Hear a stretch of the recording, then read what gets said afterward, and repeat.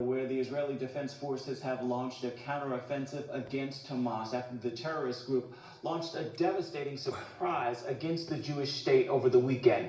Israeli Prime Minister Benjamin Netanyahu promising a mighty response against Hamas after terrorists murdered hundreds of Israelis, wounded thousands, and kidnapped as many as 100 people. As Chris Mitchell reports now from Jerusalem, it came nearly 50 years to the day after the surprise attack of the Yom Kippur War, and many calling this Israel's 9/11. 48 hours after Hamas's invasion on October 7th, the IDF says it has regained control of all the towns on the Gaza border, while Defense Minister Yoav Gallant has ordered a complete siege of the Gaza Strip. Following the invasion, the numbers are staggering. As many as 700 Israelis murdered, almost 3,000 injured, many seriously, and up to 100 kidnapped and taken into captivity in Gaza. The images horrifying. Armed terrorists roaming Israeli communities at will and murdering anyone in sight. Elderly women and men dead on the street. Whole families inside their homes slaughtered, with more than 200 killed at an outdoor dance festival. The atrocities reminiscent of ISIS. Bodies of the dead being desecrated in the streets of Gaza. A captured 85-year-old grandmother with dementia being mocked in this photo. This 7-year-old boy being tormented by young Gazan boys with the whip. Ish. A 1-year-old being toyed with by this Hamas terrorist. And this Israeli woman named Noah kidnapped at a concert. Her fiancé dragged along and her father in anguish. Israel is now on a war footing with up to 300,000 reservists called up to action.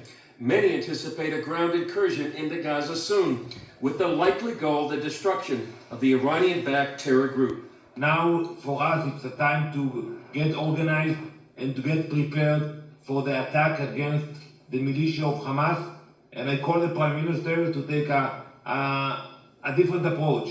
We have to eradicate Hamas, period. The Wall Street Journal is reporting Iran worked directly with Hamas to plot and plan the invasion, while a Hamas spokesman thanked Iran for its support. Major questions do remain. How did this colossal intelligence failure happen? Will Hezbollah enter the war? Regardless of those answers, Israel now finds itself in a new era. This is a paradigm shift for Israel. The Prime Minister, the cabinet, the heads of the military, it's clear to everybody that for an attack to be carried out against the Israeli people, we're in a new world, a new region, and our response will be unlimited to what we're going to do to successfully carry out our mission. Whatever that means, all options are on the table. And Chris Mitchell joins us now from Jerusalem. So, Chris, what's happening in the fighting right now? Mainly, what's the status of the fighting in towns Hamas attacked? Well, right now, it appears that Israel is in control of all the towns on the southern border. 15 of the 24 communities there on the southern border have been evacuated. And also, as we mentioned in the story, Yoav Gallant, the defense minister of Israel, is in putting on a siege, food, water, and electricity, cutting it off against Hamas after this horrific attack. This has shocked Israelis, Ephraim, and to its very core. I've never seen anything like it in my 23 years here. What kind of retaliation will Israel unleash against Hamas? It's going to be massive. I mean, right now there's been 300,000 reservists called up. That's the fastest ever within 48 hours. You can see mobilization on the southern border and troops and tanks and armored personnel carriers on their way down. One of the things, Ephraim, that really has been reluctant for Israel to go into Gaza in a ground invasion, and it appears that it's going to happen, that they don't want to, they think of the day after. What happens when they take over Gaza? Who's going to govern it? Who's going to take it over? But I think with the carnage, with the number of wounded, killed, captured, it's going to be, there's a mood here, I think, to eliminate Hamas once and for all. That's what Ambassador Danny Danon told us. I think that's the mood of many Israelis right now. Chris, this is being described as Israel's 9/11. How are the Israeli people responding? Well, in a variety of ways. I talked to an Israeli friend of mine just the other day. He said he woke up confused, and many Israelis are confused, and they're asking the question, how could this happen? How could the intelligence fail so drastically? How could the IDF that we depend on to protect us, how could they fail? So there's a lot of confusion. There's a lot of anguish. You can see the father of Noah who was kidnapped on video, just that kind of anguish. And I think you could describe Israel as a family. And when one soldier is captured or killed, I think everyone suffers. Almost everyone serves in the army or has served in the army. So I think it's a combination of confusion, and even now anger against Hamas for sure, but anger also against the government. How could they have let us down so terribly? Hamas has taken Israeli hostages. Will they be used as bargaining chips for negotiations with Israel? Oh, they do it all the time. And you can remember several years ago, there was a soldier, an IDF soldier named Gilad Shalit. He was held prisoner for several years. And finally, there was an exchange of prisoners, one IDF soldier with hundreds of terrorists. So they're definitely going to be bargaining chips. And it's also going to make any land incursion into Gaza so difficult because these are going to be, perhaps maybe Hamas would want to execute them in public to make sure that the IDF restrains itself. But it's going to be a very difficult conundrum for the political leadership, for the military leadership, what they do, if they do, in fact, want to eliminate Hamas. Chris, it's widely thought Iran is behind this Hamas attack to prevent Israel from normalizing relations with Saudi Arabia. Iran and Will Russia. Israel take any action against Iran? Well, those are some of the big questions right now, Ephraim. One of the questions is Hezbollah going to join the conflict? Or will the IDF, will Israel attack Hezbollah? Because that represents a far greater threat on Israel's northern border than Hamas does on the southern border. So that's a big question. And whether or not that's the bigger question is whether Israel and Iran are going to directly confront one another. Could Israel use this as an opportunity to go after Iran's nuclear facilities? We don't know the answer to those questions, but those are the questions right now that are being asked in the Defense Department, in the political echelon of Israel right now. Actually, we do know the answer of that. You can have a look, read Ezekiel 37 and 38. You'll find the answer to that. There's no book like the Bible. The Bible is a combination of 66 different books written over many different thousands of years, of different millennia.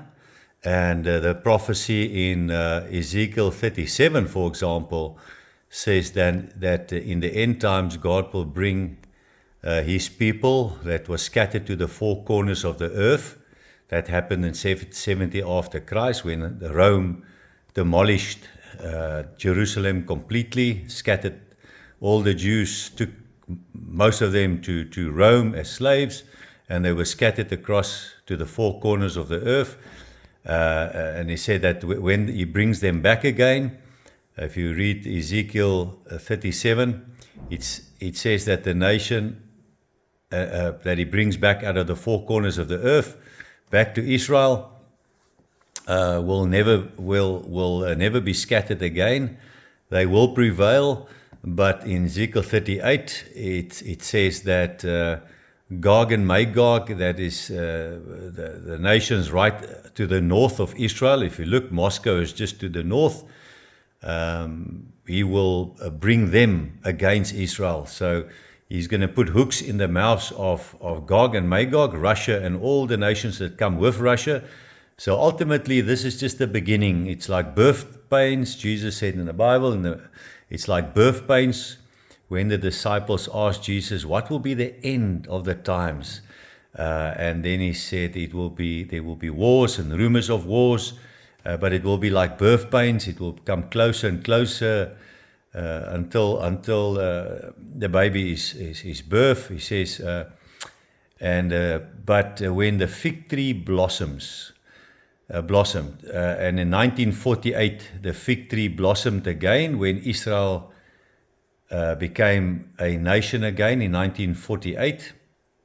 The fig tree blossomed, and you will read in Ezekiel 38 how God is going to put hooks in the mouth, in the jaws of Russia and the other nations that come with Russia. So Gog and Magog, all those nations coming against Israel.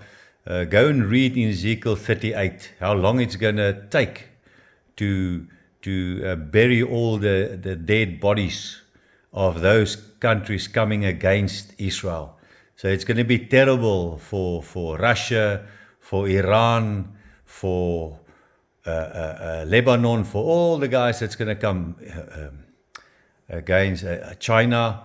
So all those countries coming against Israel. Go and read in Ezekiel 38 how long it's going to take just to bury all the dead bodies of those. Even the leader of Russia will be buried there. Read Ezekiel 38. You'll read that, and there's many other prophecies in other prophets as well that was written in different millennia that says the same. But a quick answer to that question is where they said, is Iran going to be involved? Yes, definitely. Read Ezekiel 38 and read Ezekiel 37, when God brings his nation back out of the four corners of the earth. Israel was scattered for nearly 2,000 years to the four corners of the world, and in 1948, after nearly 2,000 years being scattered across the world, they became a nation again. And now they are more prosperous than ever before. The Bible says that Israel will be more prosperous than ever before when God calls them back out of the four corners of the earth. And we see that they are the biggest exporter of fruit to Europe. Remember, that was a desert. That is a desert. So out of that desert, they producing more fruit. The biggest exporter of fruit to Europe out of a desert. And very recently, they've got big gas pockets, natural gas and oil. That is something new. And that obviously that's going to upset Russia quite a lot, because Russia use the money they make out of the oil and the gas, because they are the biggest gas exporters to Europe. And especially, I think the only exporter of gas to Germany. The whole of Germany buys from them, and most of Europe buy from Russia. So Putin funds his war from the sales of oil and gas. So they absolutely they need to be the main exporter of gas and oil. To keep on making a lot of money, and now Israel has got gas and oil. So yes, they are. The Bible says that God is putting hooks in the jaws of Russia, pulling them towards Israel. And go and read in Ezekiel 38 how long it's going to take to when God slaughters all those nations coming against Israel. How long it's going to take just to bury those bodies of Russians, Iraqians, Iran, Tehran, and just go and read that. Ezekiel 37:38. There's no book like the Bible. No book like the Bible. Now more than ever before, we have to read our Bible. From Revelation, from Genesis to Revelation, the whole Bible is there for teaching. And read the Bible now more than ever before.